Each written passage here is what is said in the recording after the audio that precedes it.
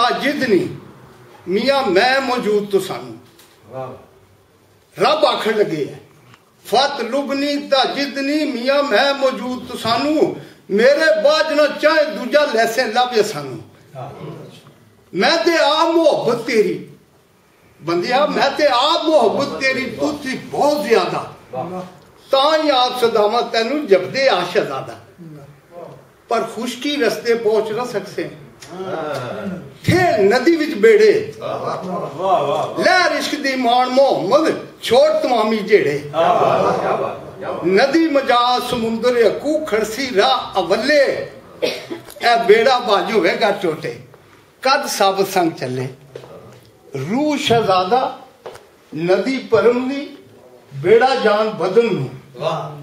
जानी नाल मिले तद जाके करे शिकस्ता तन नो खुशकी रस्ता खुश्क इबादत ए जड़ियां टक्करां मार दे मियां साहब ने इधर क्या है खुशकी रस्ता खुश्क इबादत बिन सोजू बिन दर्दू ए इबादत मुल्की भाई ना यार मर्दू मंदे हुक्म इबादत कर दे सर नहीं नफसानी यार सोई जिस इश्क कमाया ये दौलत इंसानी इसके कारण आदम कीता मारम यार ये गाना आए मलक इबादत जोगे की आदत इंसान फरिश्ते थोड़े इबादत वास्ते ये जड़ियां 4 6 17 सीधियां पड़ियां कोई दे जगड़ पीछे नहीं इस वास्ते टाइम थोड़ा है मियाँ साहब ने फरमाया है वारिस शाह सुखन दा वारिस